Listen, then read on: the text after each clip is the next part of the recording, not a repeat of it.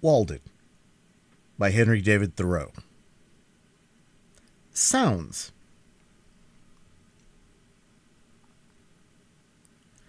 But while we are confined to books, though the most select and classic, and read only particular written languages, which are themselves but dialects and provincial, we are in danger of forgetting the language which all things and events speak without metaphor, which alone is copious and standard. Much is published, but little printed. The rays which stream through the shutter will no longer be remembered when the shutter is wholly removed. No method nor discipline could supersede the necessity of being forever on the alert. What is a course of history or philosophy or poetry, no matter how well selected, or the best society, or the admirable routine of life, compared with the discipline of looking always at what is to be seen? Will you be a reader, a student merely, or a seer? Read your fate, see what is before you, and walk on into futurity. I did not read books the first summer. I hoed beans. Nay, I often did better than this. There were times when I could not afford to sacrifice the bloom of the present moment to any work, whether of the head or hands. I love a broad margin to my life. Sometimes, in a summer morning, having taken my accustomed bath, I sit in the sunny doorway from sunrise till noon, wrapped in a reverie amidst the pines and hickories and sumacs, in undisturbed solitude and stillness, while the birds sing around or flitted noiseless through the house, until, by the sun falling in at my west window, or the noise of some traveler's wagon on the distant highway, I was reminded of the lapse of time. I grew in those seasons like corn in the night, and they were far better than any work of the hands would have been. They were not time subtracted from my life, but so much over and above my usual allowance. I realized what the Orientals mean by contemplation and the forsaking of works. For the most part, I minded not how the hours went. The day advanced as if to light some work of mine. It was morning, and lo, now it is evening, and nothing memorable is accomplished. Instead of singing, like the birds, I silently smiled at my incessant good fortune. As the sparrow had its trill, sitting on the hickory before my door, so I had my chuckle, or suppressed warble, which he might hear out of my nest. My days were not days of the week, bearing the stamp of any heathen deity, nor were they minced into hours and fretted by the ticking of a clock, for I lived the Puri Indians, of whom it is said that for yesterday, today, and tomorrow they have only one word, and they express the variety of meaning by pointing backward for yesterday, forward for tomorrow, and overhead for the passing day. This was sheer idleness to my fellow townsmen, no doubt, but if the birds and flowers had tried me by their standard, I should not have been found wanting. A man must find his occasions in himself, it is true. The natural day is very calm, and will hardly reprove his indolence. I had this advantage, at least, in my mode of life, over those who were obliged to look abroad for amusement, to society and to the theater, that my life itself was become my amusement, and never ceased to be novel. It was a drama of many scenes and without an end. If we were always indeed getting our living and regulating our lives according to the last and best mode we had learned, we should never be troubled with ennui. Follow your genius closely enough, and it will not fail to show you a fresh prospect every hour. Housework was a pleasant pastime. When my floor was dirty, I rose early, and, setting all my furniture out of doors on the grass, bed and bedstead making but one budget, dashed water on the floor and sprinkled white sand from the pond on it, and then with a broom scrubbed it clean and white, and by the time the villagers had broken their fast, the morning sun had dried my house sufficiently to allow me to move in again, and my meditations were almost uninterrupted. It was pleasant to see my whole household effects out on the grass, making a little pile like a gypsy's pack, and my three-legged table from which I did not remove the books and pen and ink, standing amid the pines and hickories. They seemed glad to get out themselves, as if unwilling to be brought in. I was sometimes tempted to stretch an awning over them and take my seat there. It was worth the while to see the sun shine on these things and hear the free wind blow on them. So much more interesting, most familiar objects look out of doors than in the house. A bird sits on the next bough, life everlasting grows under the table, and blackberry vines run around its legs. Pine cones, chestnut burrs, and strawberry leaves are strewn about. It looked as if this was the way these forms came to be transferred to our furniture, to tables, chairs, and bedsteads, because they once stood in their midst. My house was on the side of a hill, immediately on the edge of the larger wood, in the midst of a young forest of pitch pines and hickories, and half a dozen rods from the pond, to which a narrow footpath led down the hill. In my front yard grew the strawberry, blackberry, and life everlasting, johnswort and goldenrod, shrub oaks and sand cherry, blueberry, and groundnut. Near the end of May, the sand cherry, Cerasus pumila, adorned the sides of the path with its delicate flowers arranged in umbels cylindrically about its short stems, which last, in the fall, weighed down with good-sized and handsome cherries, fell over in wreaths like rays on every side. I tasted them out of compliment to nature, though they were scarcely palatable. The sumac, Rus glabra, grew luxuriantly about the house, pushing up through the embankment which I had made and growing 5 or 6 feet the first season. Its broad, pinnate tropical leaf was pleasant, though strange, to look on.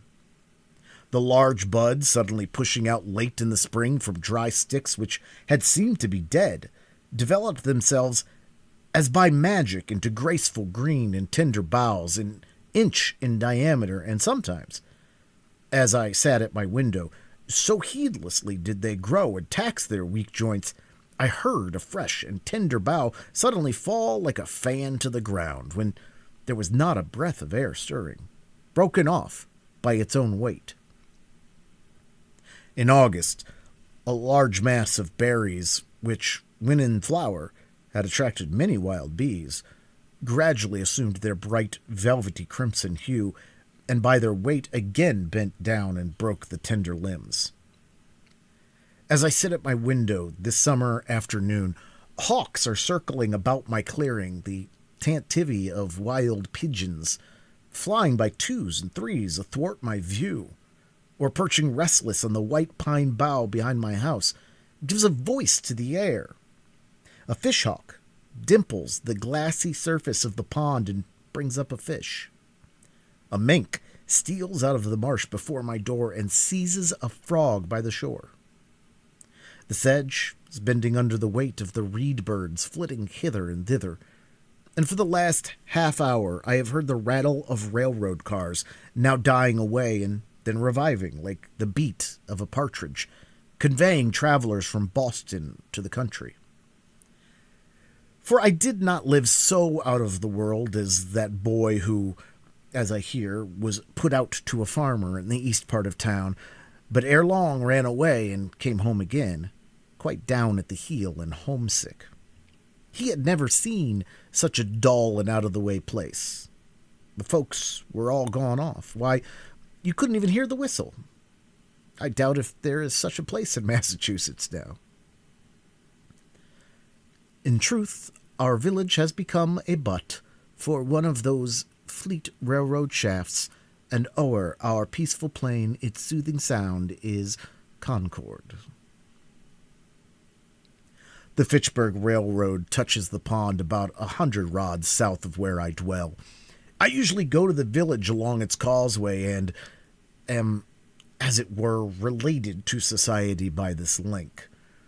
The men on the freight trains who go over the whole length of the road bow to me as to an old acquaintance.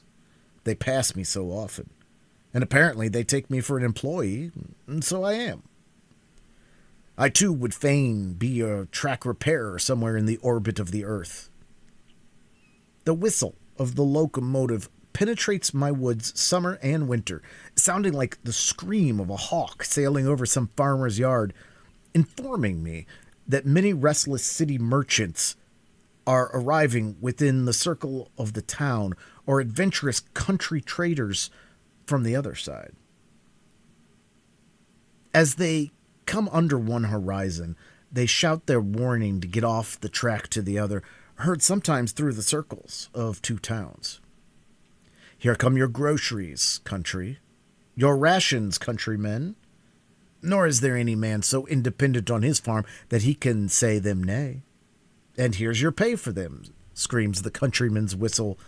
Timber, like long battering rams going 20 miles an hour against the city walls, and chairs enough to seat all the weary and heavy laden that dwell within them. With such huge and lumbering civility, the country hands a chair to the city. All the Indian huckleberry hills are stripped, all the cranberry meadows are raked into the city. Up comes the cotton, down goes the woven cloth. Up comes the silk, down goes the woolen. Up come the books, but down goes the wit that writes them.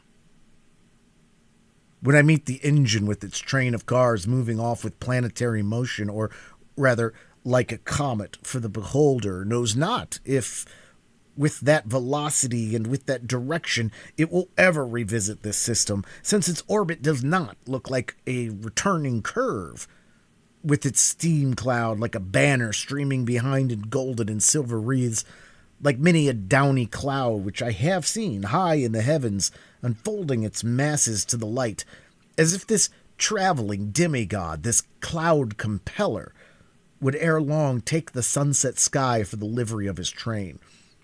When I hear the iron horse make the hills echo with his snort like thunder, shaking the earth with his feet, and breathing fire and smoke from his nostrils, what kind of winged horse or fiery dragon they will put into the new mythology, I don't know.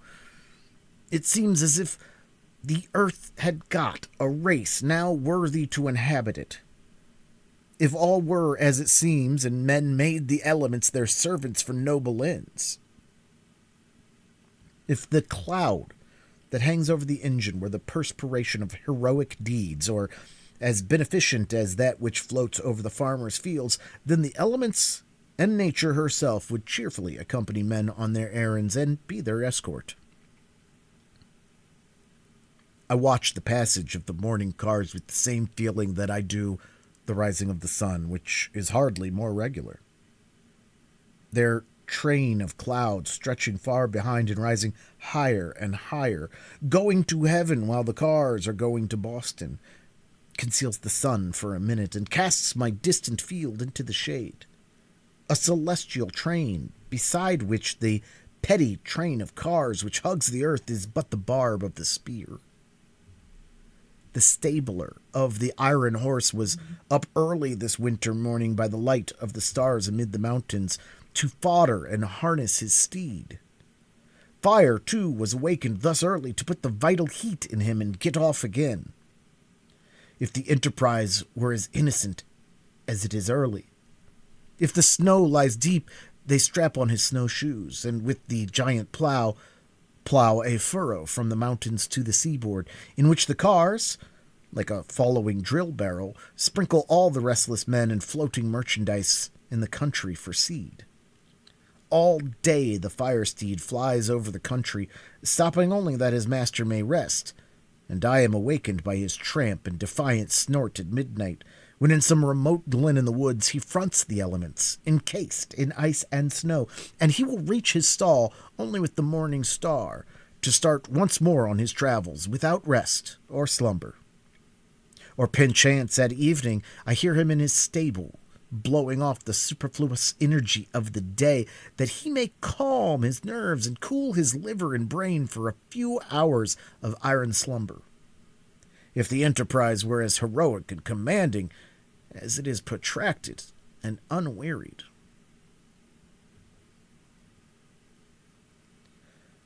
Far through unfrequented woods on the confines of towns, where once only the hunter penetrated by day, in the darkest night dart these bright saloons without the knowledge of their inhabitants.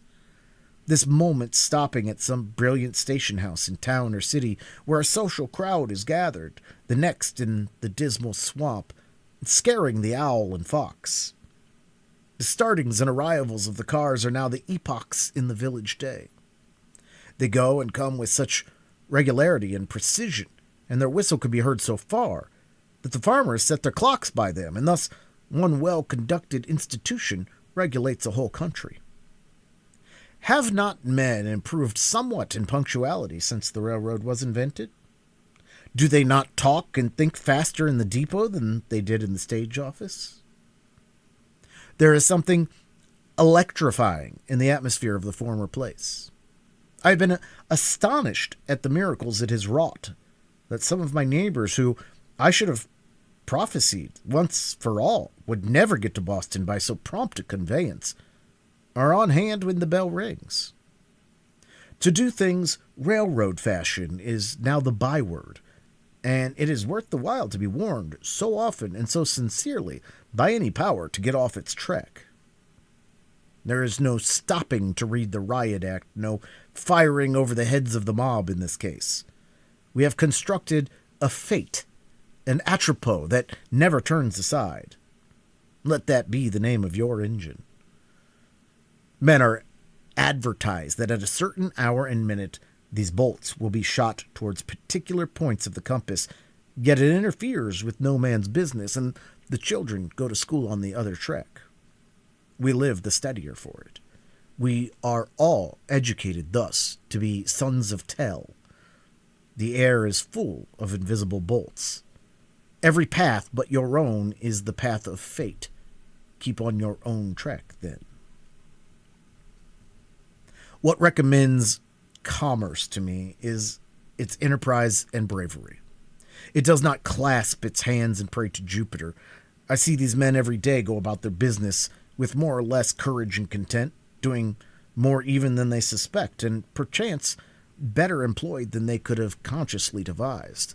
I'm less affected by their heroism, who stood up for half an hour in the front line at Buena Vista, than by the steady and cheerful valor of the men who inhabit the snowplow for their winter quarters, who have not merely the 3 o'clock in the morning courage, but which Bonaparte thought was the rarest, but whose courage does not go to rest so early, who go to sleep only when the storm sleeps, or the sinews of their iron steed are frozen. On this morning of the great snow, perchance, which is still raging and chilling men's blood, I hear the muffled tone of their engine bell from out of the fog bank of the chilled breath, which announces that the cars are coming, without long delay, notwithstanding the veto of a New England northeast snowstorm, and I behold the plowmen covered with snow and rime, their heads peering above the moldboard which is turning down other than daisies and the nests of field mice like boulders of the Sierra Nevada that occupy an outside place in the universe. Commerce is unexpectedly confident and serene, alert, adventurous, and unwearied. It is very natural in its methods withal, far more so than any fantastic enterprises and sentimental experiments, and hence its singular success. I'm refreshed and expanded when the freight train rattles past me, and I smell the stores which go dispensing their odors all the way from Long Wharf to Lake Champlain, reminding me of foreign parts, of coral reefs and Indian oceans and tropical climes, and the extent of the globe.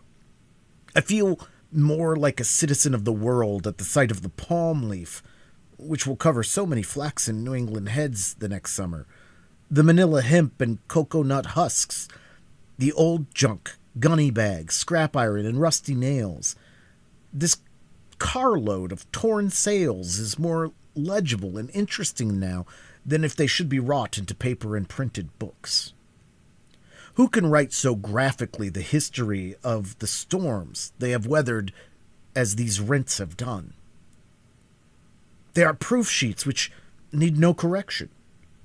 Here goes lumber from the Maine woods, which did not go out to sea in the last freshet, risen $4 on the 1,000 because of what did go out or was split up. Pine, spruce, cedar, first, second, third, and fourth qualities. So lately all of one quality, to wave over the bear and moose and caribou. Next rolls Thomaston lime, a prime lot, which will get far among the hills before it gets slacked. These rags and bales of all hues and qualities, the lowest condition to which cotton and linen descend, the final result of dress, of patterns which are now no longer cried up unless it be in Milwaukee as those splendid articles, English, French, or American prints, gingems, muslins, etc., gathered from all quarters, both of fashion and poverty, going to become paper of one color or a few shades only, on which forsooth will be written tales of real life, high and low, and founded on fact. This closed car smells of saltfish, the strong New England and commercial scent, reminding me of the Grand Banks and the fisheries. Who has not seen a saltfish thoroughly cured for this world, so that nothing can spoil it, and putting the perseverance of the saints to the blush, with which you may sweep or pave the streets, and split your kindlings, and the teamster shelter himself, and his lading against sun, wind, and rain behind it, and the trader, as a Concord trader once did, hang it up by his door for a sign when he commences business, until at last his oldest customer cannot tell surely whether it be animal, vegetable, or mineral, and yet it shall be as pure as a snowflake. And if it be put into a pot and boiled, will come out an excellent dunfish for a Saturday's dinner. Next, Spanish hides, with the tails still preserving their twist and angle of elevation they had when the oxen that wore them were careering over the pampas of the Spanish Main. A type of all obstinacy, and evincing how almost hopeless and incurable are all constitutional vices. I confess that, practically speaking, when I have learned a man's real disposition, I have no hopes of changing it for the better or worse in this state of existence. As the Orientals say, a cur's tail may be warmed and pressed and bound round with ligatures, and after 12 years' labor bestowed upon it, still it will retain its natural form. The only effectual cure for such inveteracies as these tales exhibit is to make glue of them, which I believe is what is usually done with them, and then they will stay put and stick. Here is a hogshead of molasses or of brandy directed to John Smith, Cuttingsville, Vermont, some trader among the Green Mountains, who imports for the farmers near his clearing, and now, perchance, stands over his bulkhead and thinks of the last arrivals on the coast, how they may affect the price for him, telling his customers this moment, as he has told them 20 times before this morning, that he expects some by the next train of prime quality. It is advertised in the Cuttingsville Times. While these things go up, other things come down. Warned by the whizzing sound, I look up from my book and see some tall pine hewn on far northern hills, which has winged its way over the Green Mountains and the Connecticut, shot like an arrow through the township within 10 minutes, and scarce another eye beholds it, going, "To be the mast of some great admiral." And hark! Here comes the cattle train, bearing the cattle of 1,000 hills, sheepcots, stables, and cowyards in the air, drovers with their stick, and shepherd boys in the midst of their flocks, all but the mountain pastures, whirled along like leaves blown from the mountains by the September gales. The air is filled with the bleating of calves and sheep, and the hustling of oxen, as if a pastoral valley were going by. When the old bellwether at the head rattles his bell, the mountains do indeed skip like rams, and the little hills like lambs. A carload of drovers, too, in the midst, on a level with their droves now, their vocation gone, but still clinging to their useless sticks as their badge of office. But their dogs, where are they? It's a stampede to them. They are quite thrown out. They have lost the scent. Methinks I hear them barking behind the Peterborough Hills, or panting up the western slope of the Green Mountains. They will not be in at the death. Their vocation, too, is gone. Their fidelity and sagacity are below par now. They will slink back to their kennels in disgrace, or perchance run wild and strike a league with the wolf and the fox. So is your pastoral life whirled past in a way, but the bell rings, and I must get off the track and let the cars go by. What's the railroad to me? I never go to see where it ends. It fills a few hollows and makes banks for the swallows. It sets the sand a-blowing and the blackberries a-growing. But I cross it like a cart path in the woods. I will not have my eyes put out and my ears spoiled by its smoke and steam and hissing. Now that the cars are gone by and all the restless world with them, and the fishes in the pond no longer feel their rumbling, I am more alone than ever. For the rest of the long afternoon, perhaps, my meditations are interrupted only by the faint rattle of the carriage or team along the distant highway. Sometimes, on Sundays, I hear the bells, the Lincoln, Acton, Bedford, or Concord bell, when the wind was favorable.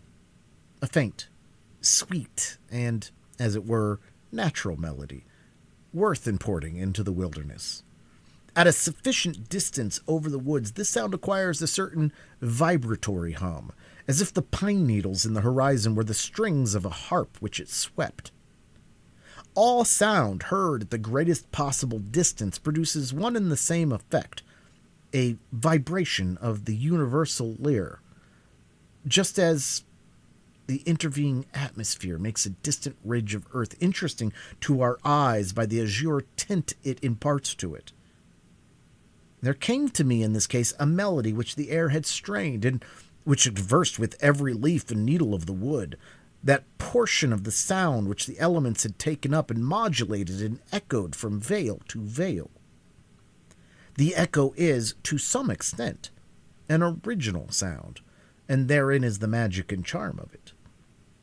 It is not merely a repetition of what was worth repeating in the bell, but partly the voice of the wood, the same trivial words and notes sung by the wood nymph. At evening, the distant lowing of some cow in the horizon beyond the woods sounded sweet and melodious, and at first I would mistake it for the voices of certain minstrels by whom I was sometimes serenaded, who might be straying over hill and dale, but soon I was not unpleasantly disappointed when it was prolonged into the cheap and natural music of the cow. I do not mean to be satirical, but to express my appreciation of those youths singing, when I state that I perceived clearly that it was akin to the music of the cow, and they were at length one articulation of nature. Regularly, at 7:30 in one part of the summer, after the evening train had gone by, the whippoorwills chanted their vespers for half an hour, sitting on a stump by my door or upon the ridgepole of the house. They would begin to sing almost with as much precision as a clock, within 5 minutes of a particular time, referring to the setting of the sun every evening. I had a rare opportunity to become acquainted with their habits. Sometimes I heard 4 or 5 at once in different parts of the wood, by accident, one a bar behind another, and so near me that I distinguished not only the cluck after each note, but often that singular buzzing sound like a fly in a spider's web, only proportionally louder. Sometimes one would circle round and round me in the woods, a few feet distant, as if tethered by a string, when probably I was near its eggs. They sang at intervals throughout the night and were again as musical as ever, just before and about dawn. When other birds are still, the screech owls take up the strain, like mourning women on their ancient ululu. Their dismal scream is truly Ben Johnsonian. Wise midnight hags, it is no honest and blunt to wit to who of the poets, but without jesting, a most solemn graveyard ditty. The mutual consolations of suicide lovers remembering the pangs and the delights of supernatural love in the infernal groves. Yet I love to hear their wailing, their doleful responses trilled along the woodside, reminding me sometimes of music and singing birds, as if it were the dark and tearful side of music, the regrets and sighs that would fain be sung. They are the spirits, the low spirits, and melancholy forebodings of fallen souls that once in human shape night walked the earth and did the deeds of darkness, now expiating their sins with their wailing hymns or threnodies in the scenery of their transgressions. They give me a new sense of the variety and capacity of that nature which is our common dwelling. Oh, that I have never been born, sighs one on this side of the pond, and circles with the restlessness of despair to some new perch on the gray oaks. Then, that I had never been born, echoes another on the farther side with a tremulous sincerity, and born comes faintly from afar in the Lincoln woods. I was also serenaded by a hooting owl. Near at hand you could fancy it the most melancholy sound in nature, as if she meant by this to stereotype and make permanent in her choir the dying moans of a human being. Some poor, weak relic of mortality who has left hope behind and howls like an animal, yet with human sobs on entering the dark valley, made more awful by a certain gurgling melodiousness. I find myself beginning with the letters GL when I try to imitate it, expressive of a mind which has reached the gelatinous mildewy stage in the mortification of all healthy and courageous thoughts. It reminded me of ghouls and idiots and insane howlings, but now one answers. From far woods, in a strain made really melodious by distance. Hoo, hoo, hoo, hoorer, hoo. And indeed, for the most part, it suggested only pleasing associations, whether heard by day or night, summer or winter. I rejoice that there are owls. Let them do the idiotic and maniacal hooting for men. It is a sound admirably suited to swamps and twilight woods which no day illustrates, suggesting a vast and underdeveloped nature which men have not recognized. They represent the stark twilight and unsatisfied thoughts which all have. All day the sun has shone on the surface of some savage swamp where the single spruce stands hung with usnea lichens, and small hawks circulate above, and the chickadee lisps amid the evergreens, and the partridge and rabbit skulk beneath. But now a more dismal and fitting day dawns, and a different race of creatures awakes to express the meaning of nature there. Late in the evening, I heard the distant rumbling of wagons over bridges, a sound heard farther than almost any other at night. The baying of dogs, and sometimes again the lowing of some disconsolate cow in a distant barnyard. In the meanwhile, all the shore rang with the trump of bullfrogs, the sturdy spirits of ancient winebibers and wassailers, still unrepentant, trying to sing a catch in their Stygian lake. If the Walden nymphs will pardon the comparison, for though there are almost no weeds, there are frogs there, who would fain keep up the hilarious rules of their old festal tables, though their voices have waxed hoarse and solemnity solemnly grave, mocking at mirth, and the wine has lost its flavor and become only liquor to distend their paunches, and sweet intoxication never comes to drown the memory of the past, but mere saturation and waterloggedness and distension. The most aldermanic, with his chin upon a heart-leaf, which serves for a napkin to his drooling chaps, under this northern shore quaffs a deep draught of the once scorned river, and pounces round the cup with the ejaculation, "Tronk, tronk, tronk," and straightway comes over the water from distant cove the same password repeated, where the next in seniority and girth has gulped down to his mark. And when this observance has made the circuit of the shores, then ejaculates the master of ceremonies with satisfaction, "Tronk," and each in his turn repeats the same down to the least distended, leakiest, and flabbiest paunched, that there be no mistake. And then the bowl goes round again and again, until the sun disperses the morning mist, and only the patriarch is not under the pond, but vainly bellowing "Tronk" from time to time, and pausing for a reply. I'm not sure that I ever heard the sound of a cock crowing from my clearing, and I thought that it might be worth the while to keep a cockerel for his music merely, as a singing bird. The note of this once wild Indian pheasant is certainly the most remarkable of any birds, and if they could be naturalized without being domesticated, it would soon become the most famous sound in our woods, surpassing the clangor of the goose and the hooting of the owl. And then imagine the cackling of the hens to fill the pauses when their lord's clarions rested.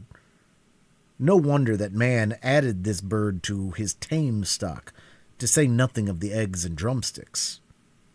To walk in a winter morning in a wood, there these birds abounded, their native woods, and here the wild cockerels crow on the trees clear and shrill for miles over the resounding earth, drowning the feebler notes of other birds. Think of it! It would put nations on the alert. Who would not be early to rise, and rise earlier and earlier every successive day of his life, till he became unspeakably healthy, wealthy, and wise?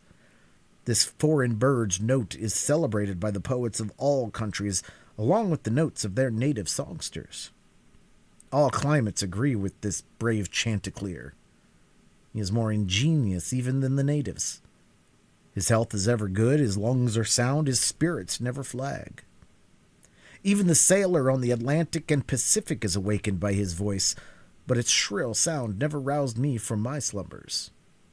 I kept neither dog, cat, cow, pig, nor hen, so that you would have said there was a deficiency of domestic sounds, neither the churn, nor the spinning wheel, nor even the singing of the kettle, nor the hissing of the urn, nor children crying to comfort one.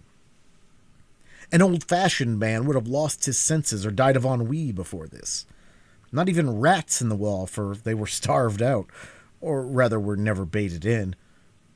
Only squirrels on the roof and under the floor, a whippoorwill on the ridgepole, a blue jay screaming beneath the window, a hare or woodchuck under the house, a screech owl or a cat owl behind it, a flock of wild geese or a laughing loon on the pond, and a fox to bark in the night.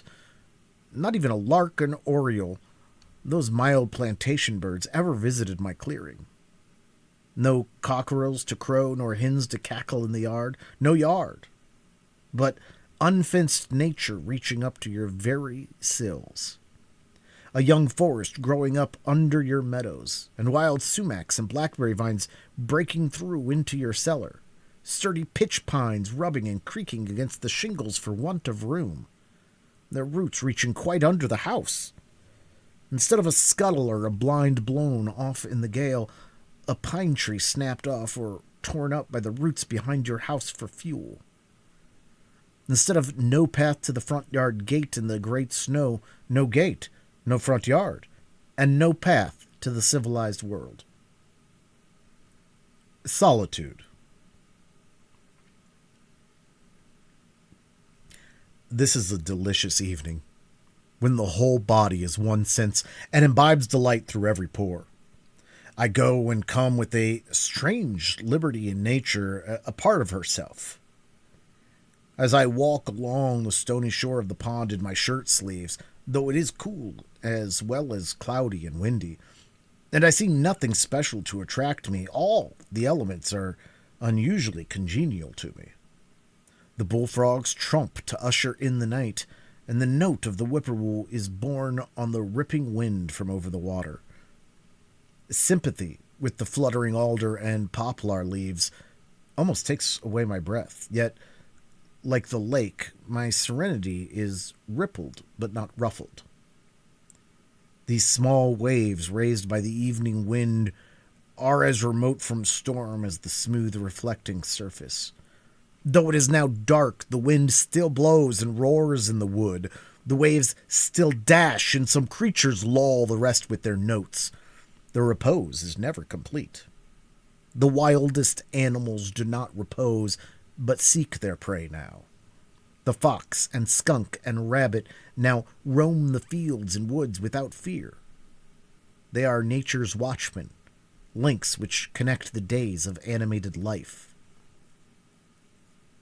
When I return to my house, I find that visitors have been there and left their cards. Either a bunch of flowers, or a wreath of evergreen, or a name in pencil on a yellow walnut leaf, or a chip. They who come rarely to the woods take some little piece of the forest into their hands to play with, by the way, which they leave, either intentionally or accidentally. One has peeled a willow wand, woven it into a ring, and dropped it on my table. I could always tell if visitors had called in my absence, either by the bended twigs of grass or the print of their shoes, and generally of what sex or age or quality they were by some slight trace left as a flower dropped or a bunch of grass plucked and thrown away, even as far off as the railroad, half a mile distant, or by the lingering odor of a cigar or pipe. Nay, I was frequently notified by the passage of a traveler along the highway 60 rods off by the scent of his pipe. There is commonly sufficient space about us. Our horizon is never quite at our elbows. The thick wood is not just about our door, nor the pond, but somewhat is always clearing, familiar and worn by us, appropriated and fenced in some way, and reclaimed from nature. For what reason have I this vast range and circuit, some square miles of unfrequented forest, for my privacy, abandoned to me by men? My nearest neighbor is a mile distant, and no house is visible from any place but the hilltops within half a mile of my own. I have my horizon bounded by woods, all to myself, a distant view of the railroad where it touches the pond on the one hand, and of the fence which skirts the woodland road on the other.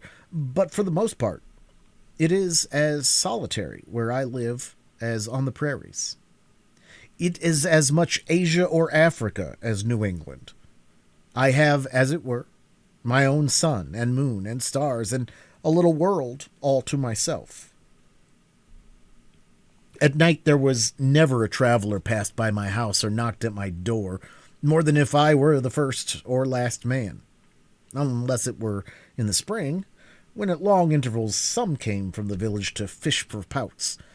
They plainly fished much more in the Walden pond of their own natures, and baited their hooks with darkness, but they soon retreated, usually with light baskets, and left the world to darkness and to me. And the black kernel of the night was never profaned by any human neighborhood.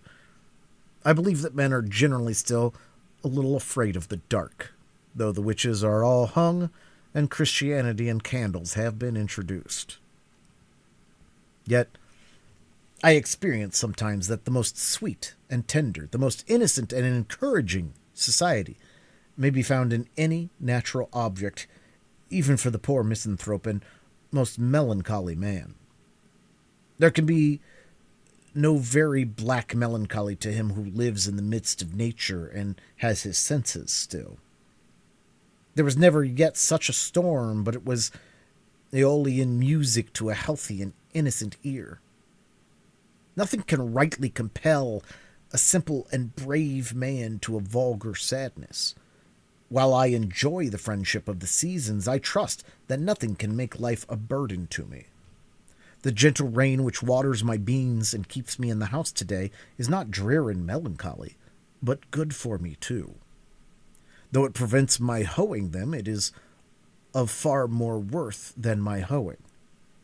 If it should continue so long as to cause the seeds to rot in the ground and destroy the potatoes in the lowlands, it would still be good for the grass on the uplands, and being good for the grass, it would be good for me. Sometimes when I compare myself with other men, it seems as if I were more favored by the gods than they, beyond any deserts that I am conscious of, as if I had a warrant and surety at their hands which my fellows have not, and were especially guided and guarded. I do not flatter myself, but if it be possible, they flatter me. I have never felt lonesome or in the least oppressed by a sense of solitude but once, and that was a few weeks after I came to the woods when, for an hour, I doubted if the near neighborhood of man was not essential to a serene and healthy life. To be alone was something unpleasant, but I was, at the same time, conscious of a slight insanity in my mood, and seemed to foresee my recovery. In the midst of a gentle rain, while these thoughts prevailed, I was suddenly sensible of such a sweet and beneficent society in nature. In the very pattering of the drops, and in every sound and sight around my house, an infinite and unaccountable friendliness all at once, like an atmosphere sustaining me, as made the fancied advantages of human neighborhood insignificant, and I have never thought of them since. Every little pine needle expanded and swelled with sympathy and befriended me. I was so distinctly made aware of the presence of something kindred to me, even in the scenes which we are accustomed to call wild and dreary, and also that the nearest of blood to me and humanest was not a person or a villager, that I thought no place could ever be strange to me again. Morning untimely consumes the sad. Few are their days in the land of the living, beautiful daughter of Toscar. Some of my pleasantest hours were during the long rainstorms in the spring or fall, which confined me to the house for the afternoon as well as the forenoon, soothed by their ceaseless roar and pelting, when an early twilight ushered in a long evening in which many thoughts had time to take root and unfold themselves. In those driving northeast rains which tried the village houses so, when the maids stood ready with mop and pail in front entries to keep the deluge out, I sat behind my door in my little house, which was all entry, and thoroughly enjoyed its protection. In one heavy thunder shower, the lightning struck a large pitch pine across the pond, making a very conspicuous and perfectly regular spiral groove from top to bottom, an inch or more deep, and 4 or 5 inches wide, as you would groove a walking stick. I passed it again the other day, and was struck with awe on looking up and beholding that mark, now more distinct than ever, where a terrific and resistless bolt came down out of the harmless sky 8 years ago. Men frequently say to me, "I should think you would feel lonesome down there and want to be nearer to folks, rainy and snowy days and nights especially." I am tempted to reply to such. This whole earth which we inhabit is but a point in space. How far apart, think you, dwell the 2 most distant inhabitants of yonder star, the breadth of whose disk cannot be appreciated by our instruments? Why should I feel lonely? Is not our planet in the Milky Way? This which you put seems to me not to be the most important question.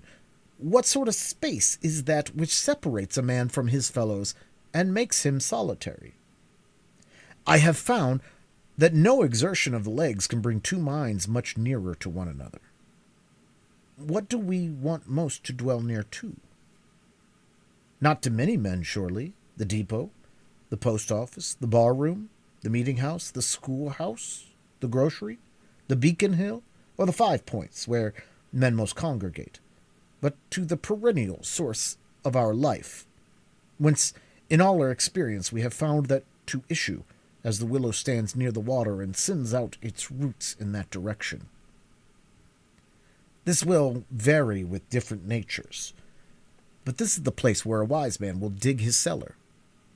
I one evening overtook one of my townsmen who has accumulated what is called a handsome property, though I never got a fair view of it, on the Walden road, driving a pair of cattle to market, who inquired of me how I could bring my mind to give up so many of the comforts of life. I answered that I was very sure I liked it passably well. I was not joking, and so I went home to my bed, left him to pick his way through the darkness and the mud to Brighton or Bright Town, which place he would reach some time in the morning.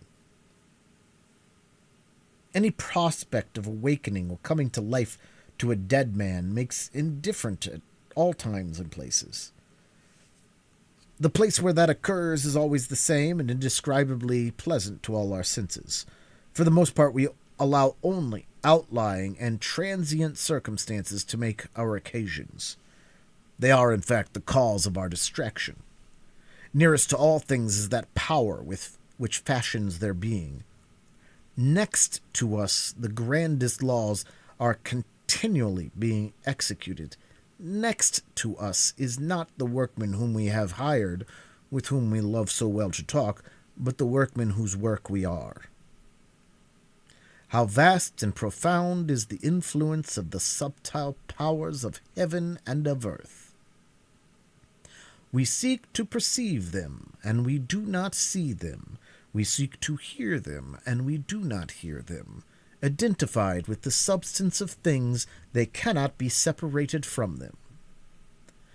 They cause that in all the universe men purify and sanctify their hearts, and clothe themselves in their holiday garments to offer sacrifices and oblations to their ancestors. It is an ocean of subtile intelligences.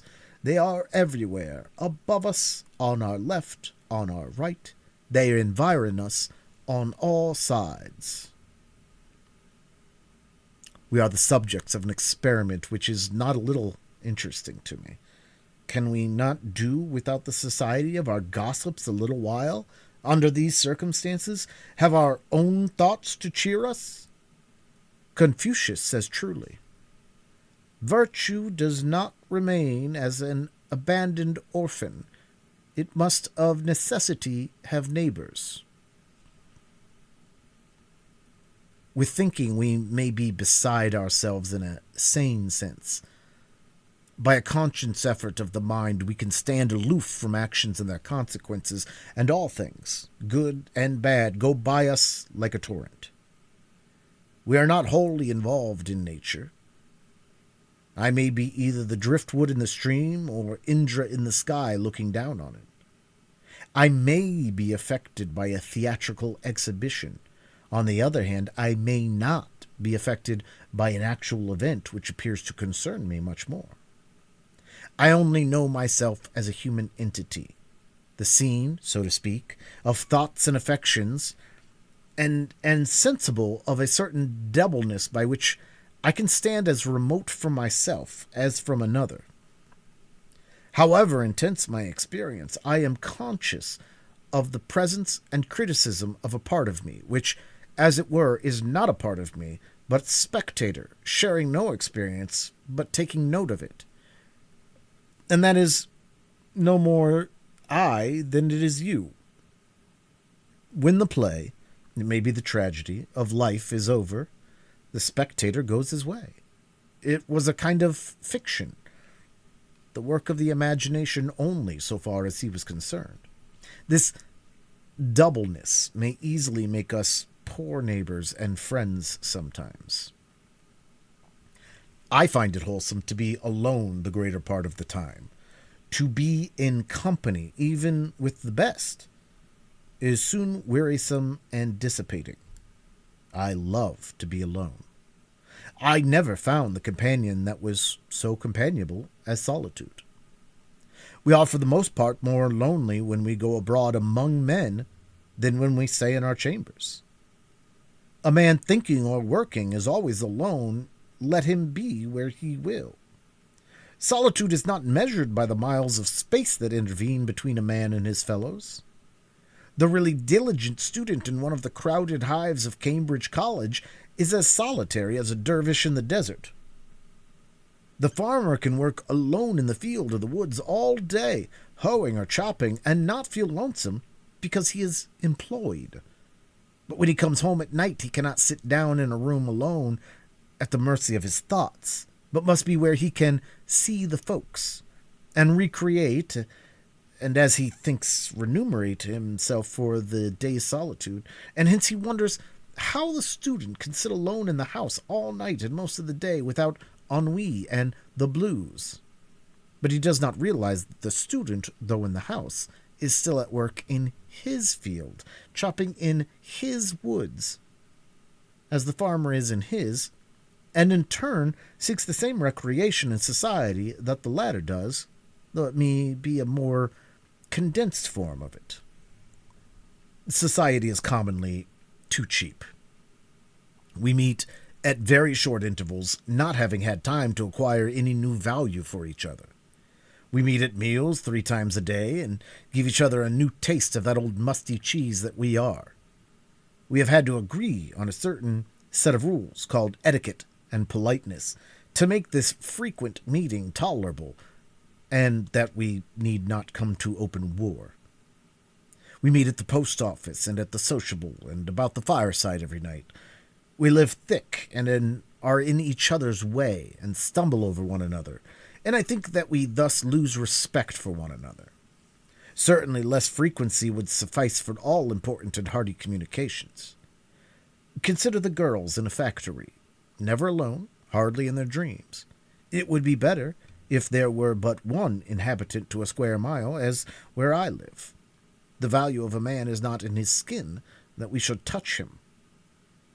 I have heard of a man lost in the woods and dying of famine and exhaustion at the foot of a tree, whose loneliness was relieved by the grotesque visions with which, owing to bodily weakness, his diseased imagination surrounded him, and which he believed to be real.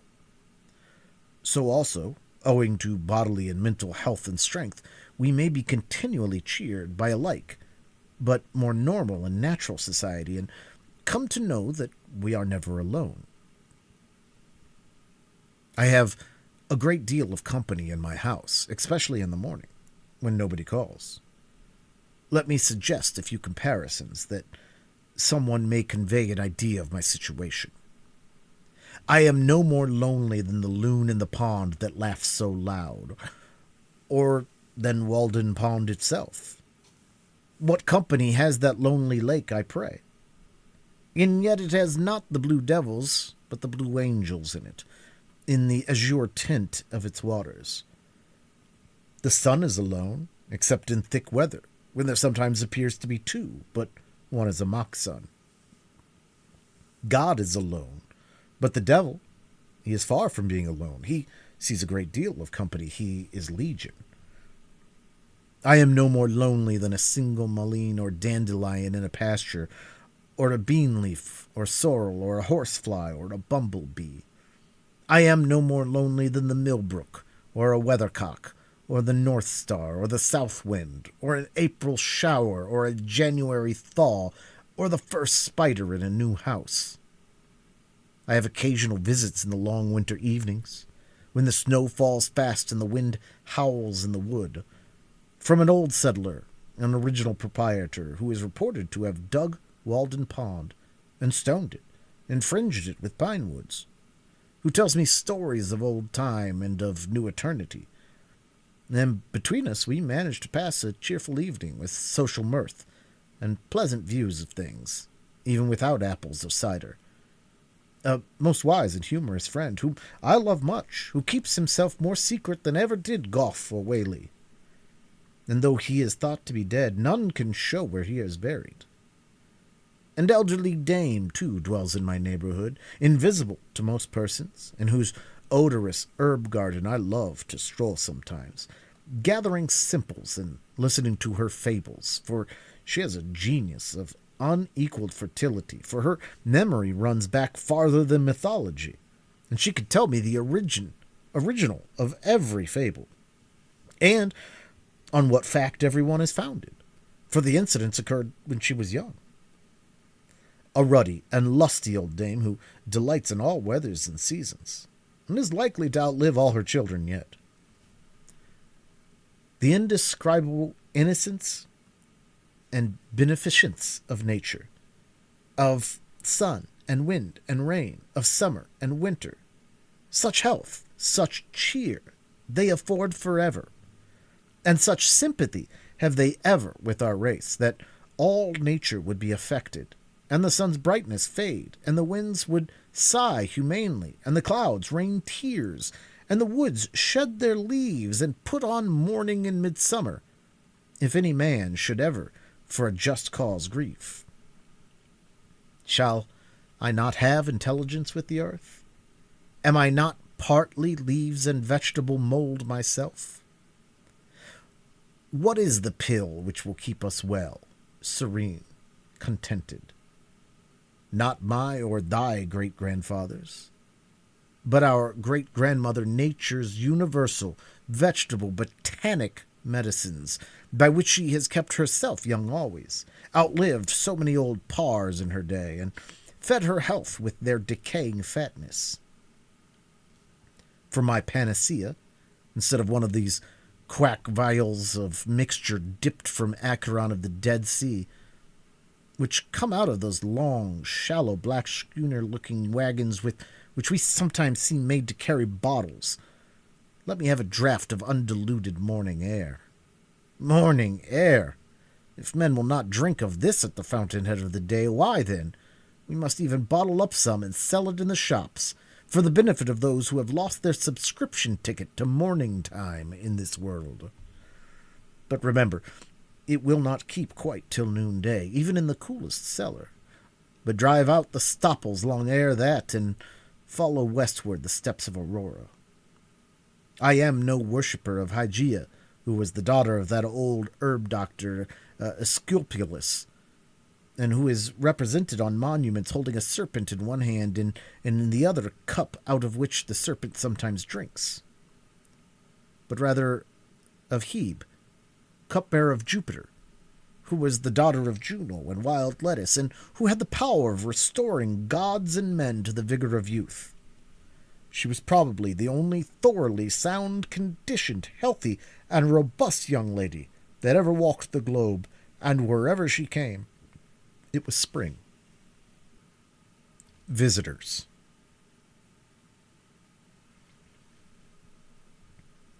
I think that I love society as much as most, and am ready enough to fasten myself like a bloodsucker for the time to any full-blooded man that comes in my way.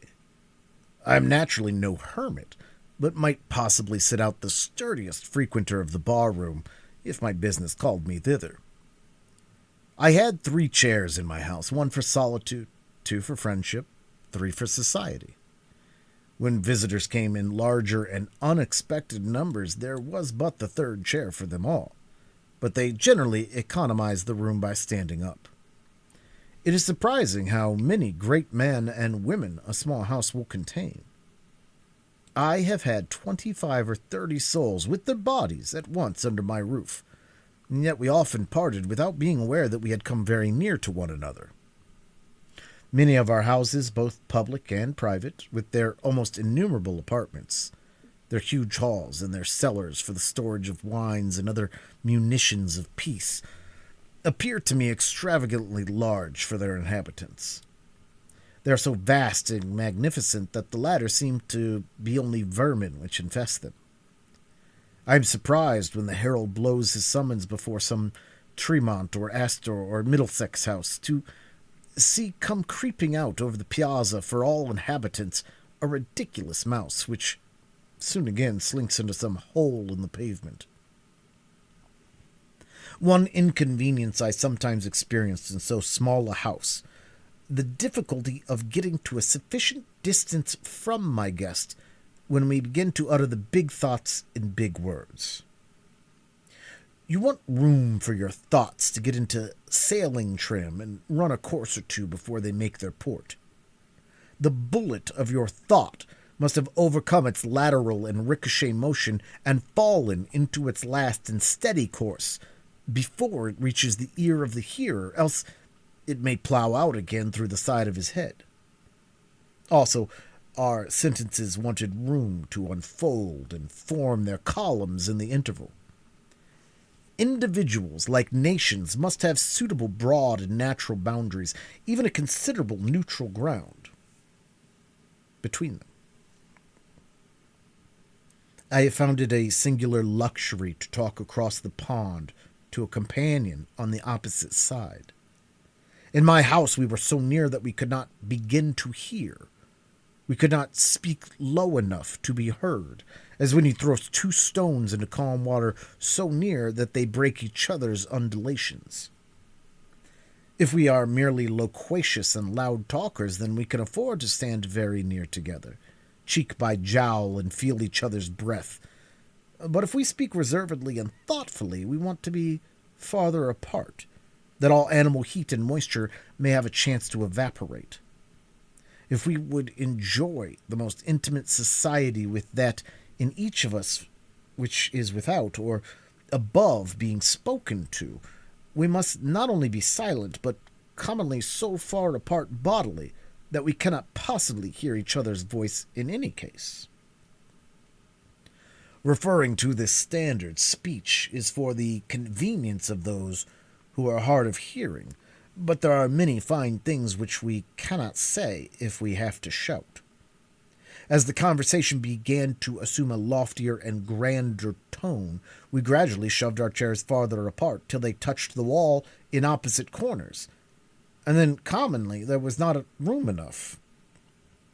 My best room, however, my withdrawing room, always ready for company, on whose carpet the sun rarely fell, was the pine wood behind my house. Thither in summer days, when distinguished guests came, I took them, and a priceless domestic swept the floor and dusted the furniture and kept the things in order. If one guest came, he sometimes partook of my frugal meal, and it was no interruption to conversation to be stirring a hasty pudding, or watching the rising and maturing of a loaf of bread in the ashes in the meanwhile. But if 20 came and sat in my house, there was nothing said about dinner, though there might be bread enough for 2, more than if eating were a forsaken habit. But we naturally practiced abstinence, and this was never felt to be an offense against hospitality, but the most proper and considerate course. The waste and decay of physical life, which so often needs repair, seemed miraculously retarded in such a case, and the vital vigor stood its ground. I could entertain thus 1,000 as well as 20, and if any ever went away disappointed or hungry from my house when they found me at home, they may depend on it that I sympathized with them at least. So easy is it, though many housekeepers doubt it, to establish new and better customs in the place of the old. You need not rest your reputation on the dinners you give. For my own part, I was never so effectually deterred from frequenting a man's house by any kind of Cerberus whatever, as by the parade one made about dining me, which I took to be a very polite and roundabout hint never to trouble him so again. I think I shall never revisit those scenes. I should be proud to have for the motto of my cabin those lines of Spenser which one of my visitors inscribed on a yellow walnut leaf for a card. Arrived there, the little house they fill, ne look for entertainment where none was. Rest is their feast, and all things at their will. The noblest mind the best contentment has. When Winslow, afterward governor of the Plymouth colony, went with a companion on a visit of ceremony to Massasoit on foot through the woods, and arrived tired and hungry at his lodge. They were well received by the king, but nothing was said about eating that day. When the night arrived, to quote their own words, "He laid us on the bed with himself and his wife, they at the one end and we at the other, it being only planks laid a foot from the ground, and a thin mat upon them. Two more of his chief men, for want of room, pressed by and upon us, so that we were worse weary of our lodging than of our journey. At 1 o'clock the next day, Massasoit brought 2 fishes that he had shot, about thrice as big as a bream. These being boiled, they were at least 40 looked for a share in them, the most 8 of them. This meal only we had in 2 nights and a day, and had not one of us brought a partridge, we had taken our journey fasting." Fearing that they would be light-headed for want of food and also sleep, owing to the savages' barbarous singing, for they used to sing themselves asleep, and that they might get home while they had strength to travel, they departed. As for lodging, it is true they were but poorly entertained, though what they found in inconvenience was no doubt intended for an honor. But as far as eating was concerned, I do not see how the Indians could have done better. They had nothing to eat themselves, and they were wiser than to think that apologies could supply the place of food to their guests, so they drew their belts tighter and said nothing about it. Another time when Winslow visited them, it being a season of plenty with them, there was no deficiency in this respect. As for men, they will hardly fail one anywhere. I had more visitors while I lived in the woods than at any other period in my life. I mean that I had some. I met several there under more favorable circumstances than I could be anywhere else, but fewer came to see me on trivial business. In this respect, my company was winnowed by mere distance from town.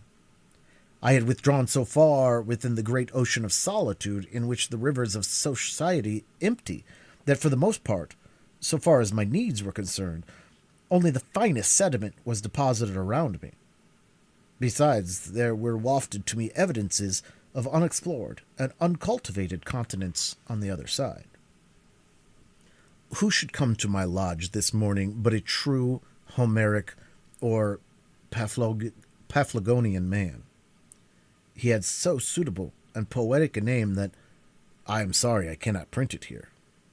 A Canadian, a woodchopper and postmaker, who can hold 50 posts in a day, who made his last supper on a woodchuck which his dog has caught.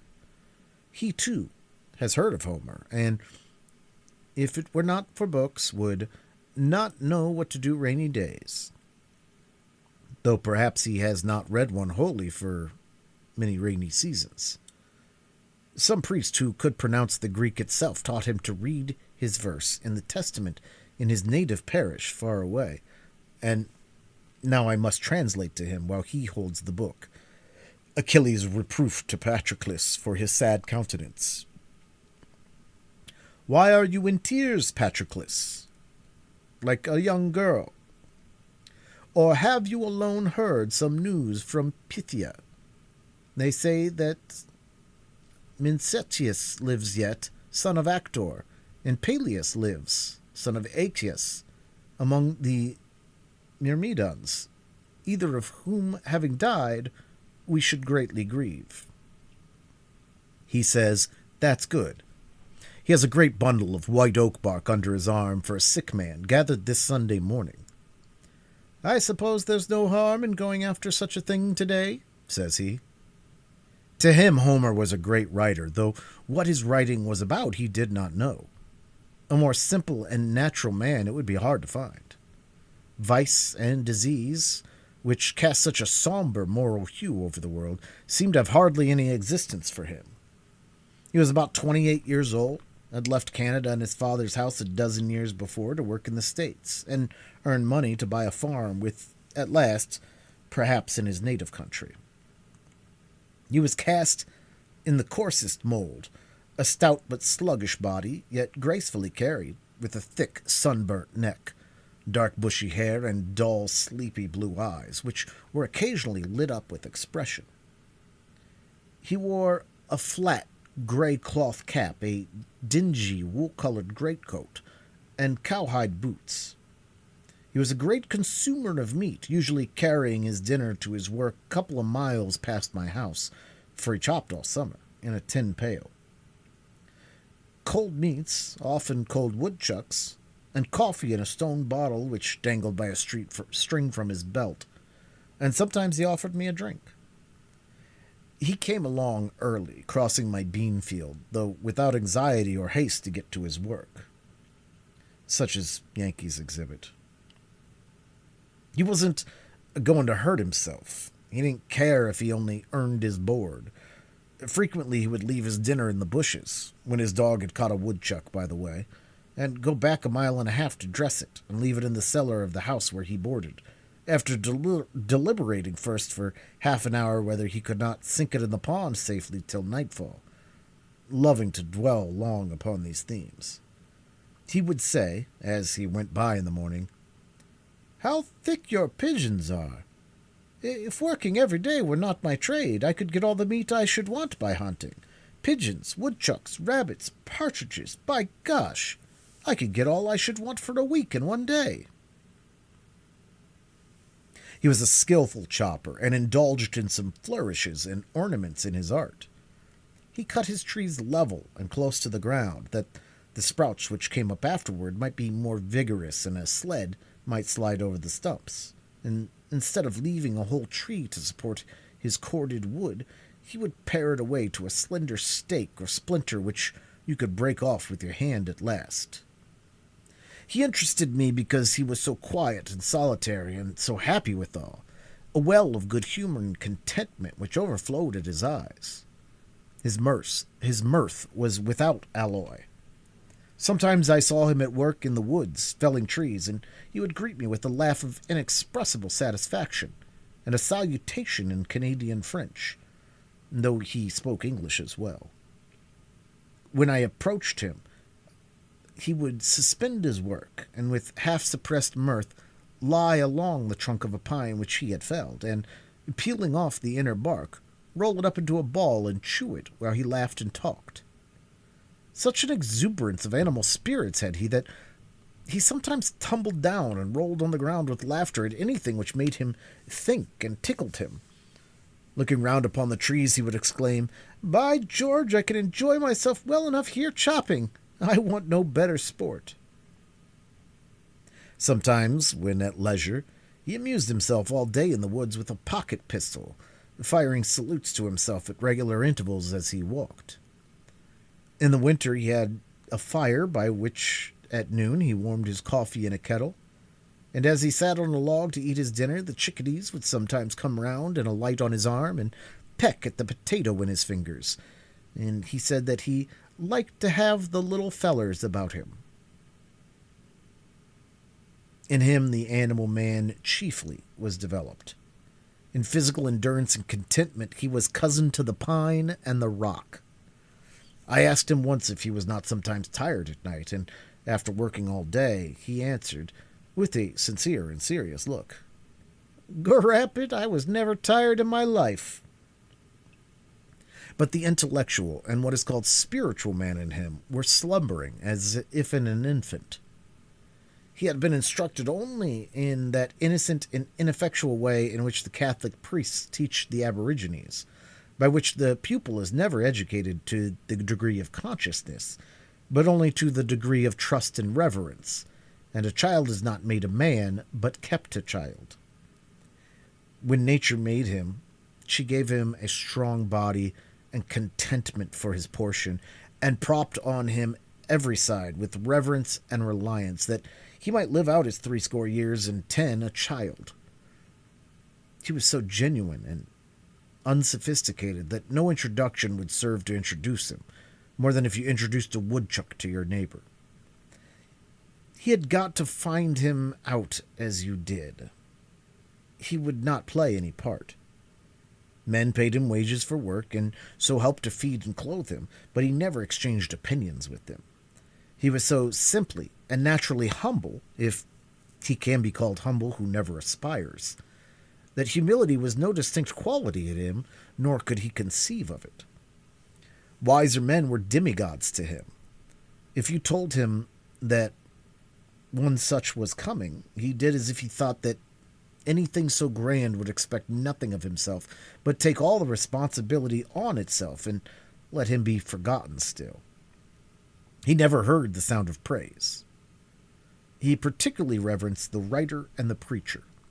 Their performances were miracles. When I told him that I wrote considerably, he thought for a long time that it was merely the handwriting which I meant, for he could write a remarkably good hand himself. I sometimes found the name of his native parish handsomely written in the snow by the highway with the proper French accent, and knew that he had passed. I asked him if he ever wished to write his thoughts. He said that he had read and written letters for those who could not, but he never tried to write thoughts. No, he could not. He could not tell what to put first. It would kill him. And then there was spelling to be attended to at the same time. I heard the distinguished wise man and reformer asked him if he did not want the world to be changed, but he answered with a chuckle of surprise in his Canadian accent, not knowing that the question had ever been entertained before. "No, I like it well enough." It would have suggested many things to a philosopher to have dealings with him. To a stranger he appeared to know nothing of things in general, yet I sometimes saw in him a man whom I had not seen before, and I did not know whether he was as wise as Shakespeare or as simply ignorant as a child, whether to suspect him of a fine poetic consciousness or of stupidity. A townsman told me that when he met him sauntering through the village in his small, close-fitting cap and whistling to himself, he reminded him of a prince in disguise. His only books were an almanac and an arithmetic, in which he was at least considerably expert. The former was a sort of cyclopedia to him, which he supposed to contain an abstract of human knowledge, as indeed it does to a considerable extent. I loved to sound him on the various reforms of the day, and he never failed to look at them in the most simple and practical light. He had never heard of such things before. Could he do without factories? I asked. He had worn the homemade Vermont gray, he said, and that was good. Could he dispense with tea and coffee? Did this country afford any beverage besides water? He had soaked hemlock leaves in water and drank it, and thought that was better than water in warm weather. When I asked him if he could do without money, he showed the convenience of money in such a way as to suggest and coincide with the most philosophical accounts of the origin of this institution, and the very derivation of the word pecunia. If an ox were his property and he wished to get needles and thread at the store, he thought it would be inconvenient and impossible soon to go on mortgaging some portion of the creature each time to that amount. He could defend many institutions better than any philosopher because, in describing them as they concerned him, he gave the true reason for their prevalence, and speculation had not suggested to him any other. At another time, hearing Plato's definition of a man, a biped without feathers, and that one exhibited a cock plucked and called it Plato's man, he thought it was an important difference that the knees bent the wrong way. He would sometimes exclaim, "How I love to talk! By George, I could talk all day!" I asked him once, when I had not seen him for many months, if he had got a new idea this summer. "Good Lord," said he, "a man that has worked as I do, if he does not forget the ideas he had, he will do well. Maybe the man you hoe with is inclined to race, then, by gory, your mind must be there. You think of weeds." He would sometimes ask me first on such occasions if I had made any improvement. One winter day I asked him if he was always satisfied with himself, wishing to suggest a substitute within him for the priest without, and some higher motive for living. "Satisfied," said he. "Some men are satisfied with one thing and some with another. One man, perhaps, if he has got enough, will be satisfied to sit all day with his back to the fire and his belly to the table, by George." Yet I never, by any maneuvering, could get him to take the spiritual view of things. The highest that he appeared to conceive of was a simple expediency, such as you might expect an animal to appreciate, and this, practically, is true of most men. If I suggested any improvement in his mode of life, he merely answered, without expressing any regret, that it was too late. Yet he thoroughly believed in honesty and the like virtues. There was a certain positive originality, however slight, to be detected in him. And I occasionally observed that he was thinking for himself and expressing his own opinion, a phenomenon so rare that I would walk any day 10 miles to observe it. And it amounted to the re-origination of many of the institutions of society. Though he hesitated, and perhaps failed to express himself distinctly, he always had a presentable thought behind. Yet his thinking was so primitive and immersed in his animal life that, though more promising than merely learned man's, it rarely ripened anything which can be reported.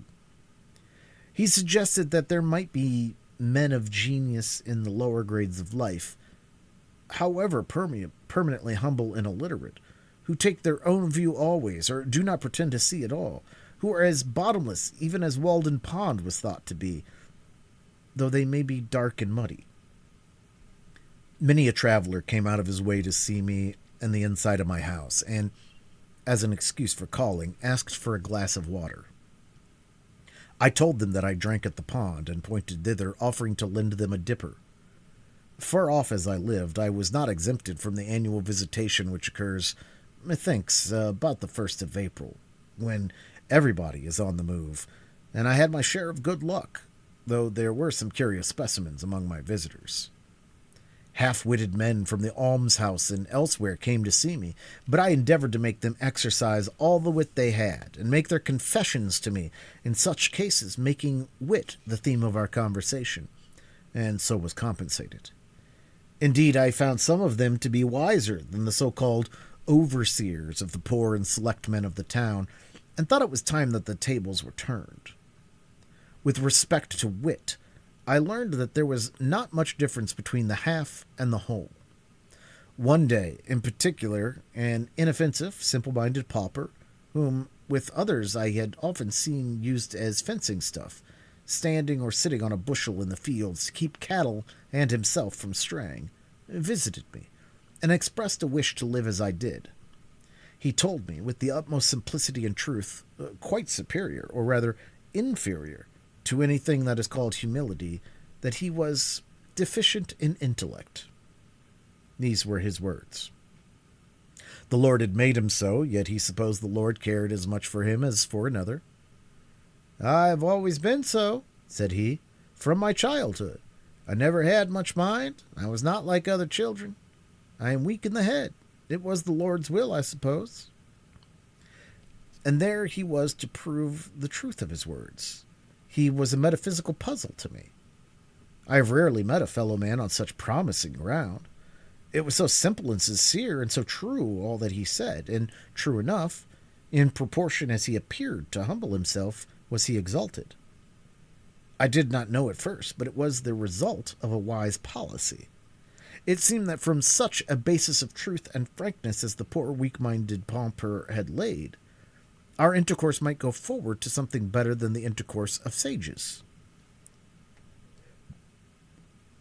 I had some guests from those not reckoned commonly among the town's poor, but who should be, who are among the world's poor, at any rate, guests who appeal not to your hospitality, but to your hospitality, who earnestly wished to be helped, and preface their appeal with the information that they are resolved, for one thing, never to help themselves. I require of a visitor that he be not actually starving, though he may have the very best appetite in the world, however he got it. Objects of charity are not my guests. Men who did not know when their visit had terminated, though I went about my business again, answering them from greater and greater remoteness. Men of almost every degree of wit called on me in the migrating season. Some who had more wits than they knew what to do with, runaway slaves with plantation manners, who listened from time to time like a fox in the fable, as if they heard the hounds a baying on their back, and looked at me beseechingly, as much to say, "Oh, Christian, will you send me back?" One real runaway slave, among the rest, whom I helped to forward toward the North Star, men of one idea, like a hen with one chicken, and that a duckling, men of 1,000 ideas and unkempt heads, like those hens which are made to take charge of 100 chickens, all in pursuit of one bug, a score of them lost in every morning's dew, and become frizzled and mangy in consequence. Men of ideas instead of legs, a sort of intellectual centipede that made you crawl all over. One man proposed a book in which visitors should write their names, and as at the White Mountains, but alas, I have too good a memory to make that a necessity. I could not but notice some of the peculiarities of my visitors. Girls and boys and young women generally seemed glad to be in the woods. They looked in the pond and at the flowers, and improved their time. Men of business, even farmers, thought only of solitude and employment, and of the great distance at which I dwelt from something or other, and though they said that they loved to ramble in the woods occasionally, it was obvious that they did not. Restless, committed men, whom time had all taken up in getting a living or keeping it, ministers who spoke of God as if they enjoyed a monopoly of the subject, who could not bear all kinds of opinions, doctors, lawyers, uneasy housekeepers who pried into my cupboard and bed when I was out. How came Mrs. to know that my sheets were not as clean as hers? Young men who had ceased to be young, and who had concluded that it was safest to follow the beaten track of the professions. All these generally said that it was not possible to do so much good in my position. Aye, there was the rub. The old and infirm and the timid, of whatever age or sex, though most of sickness, and sudden accident and death. To them, life seemed full of danger. What danger is there if you don't think of any? And they thought that a prudent man would carefully select the safest position, where Dr. B might be on hand at a moment's warning. To them, the village was literally a community, a league for mutual defense, and you would suppose that they would not go a huckleberryin without a medicine chest. The amount of it is, if a man is alive, there is always a danger that he may die, though the danger must be allowed to be less in proportion as he is dead and alive to begin with. A man sits as many risks as he runs. Finally, there were the self-styled reformers, the greatest bores of all, who thought that I was forever singing, "This is the house that I built. This is the man that lives in the house that I built." But they did not know that the third line was, "These are the folks that worry the man that lives in the house that I built." I did not fear the hen harriers, for I kept no chickens, but I feared the men harriers rather. I had more cheering visitors than the last. Children come a-bullyin', railroad men taking a Sunday morning walk in clean shirts, fishermen, hunters, poets, and philosophers, in short, all honest pilgrims who came out of the woods for freedom's sake, and really left the village behind, I was ready to greet with, "Welcome, Englishmen, welcome, Englishmen," for I had had communication with that race.